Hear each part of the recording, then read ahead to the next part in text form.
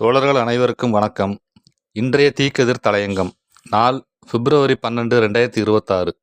தலைப்பு: இவரெல்லாம் முதல்வரா?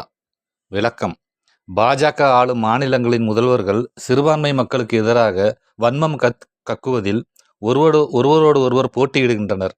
உத்தரப்பிரதேச மாநில முதல்வர் யோகி ஆதித்யநாத் புல்டோசர் கொண்டு சிறுபான்மை இஸ்லாமிய மக்களின் குடியிருப்புகளை இடித்து தள்ளியது மட்டுமல்ல, தன்னுடைய தேர்தல் பிரச்சார வாகனத்தையே புல்டோசர் போல வடிவமைத்திருந்தார்.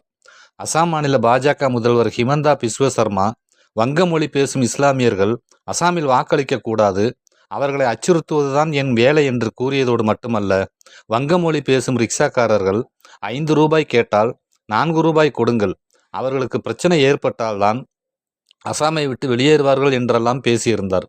பாஜக தலைமையோ, பிரதமர் மோடி, உள்துறை அமைச்சர் அமித்ஷா போன்றவர்களோ அவரை கண்டிக்கவில்லை. இந்த நிலையில் அசாம் மாநில முதல்வர் ஹிமந்தா பிஸ்வ சர்மா காணொலி ஒன்றை வெளியிட்டுள்ளார். அசாம் மாநில பாஜக சமூக ஊடகத்தில் இது வெளியிடப்பட்டுள்ளது. இஸ்லாமியர்களை நோக்கி அவர் துப்பாக்கியால் குறிவைத்தது போலவும், குல்லா மற்றும் தாடி வைத்த இருவரை அவர் சுடுவது போலவும் காட்சிகள் சித்தரிக்கப்பட்டிருந்தன. இது பெரும் சர்ச்சையை ஏற்படுத்திய நிலையில் அந்த காணொலி நீக்கப்பட்டது.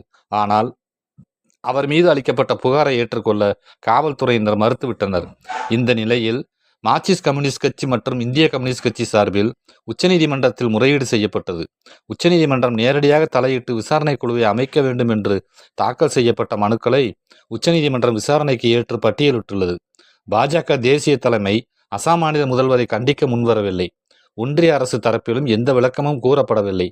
மணிப்பூரில் இரட்டை எஞ்சின் ஆட்சியால் உருவாக்கப்பட்ட இனப்பகைமையால் அந்த மாநிலம் இப்போது வரை தீப்பிடித்து எரிந்து கொண்டிருக்கிறது.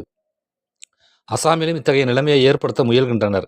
மக்களை பிளவுபடுத்தி அதிகாரத்தை கைப்பற்றி தங்களது நாசகார திட்டங்களை நடைமுறைப்படுத்துவதுதான் RSS மற்றும் பாஜகவின் செயல் திட்டம். அந்த பணியைத்தான் பாஜக ஆளும் மாநில முதல்வர்கள் செய்து வருகிறார்கள். பிரதமர், ஒன்றிய உள்துறை அமைச்சர்களும் இத்தகைய பணியில் ஈடுபடும் நிலையில் அசாம் மாநில முதல்வர் தொடர்பான வழக்கில் உச்சநீதிமன்றம் வலுவாக தலையிட வேண்டும். நன்றி. தலையங்கம் வாசித்தது உங்கள் தோழர் தி. பாலசங்கர், ஆயிரம்விளக்கு பகுதி, மத்திய சென்னை மாவட்டம்.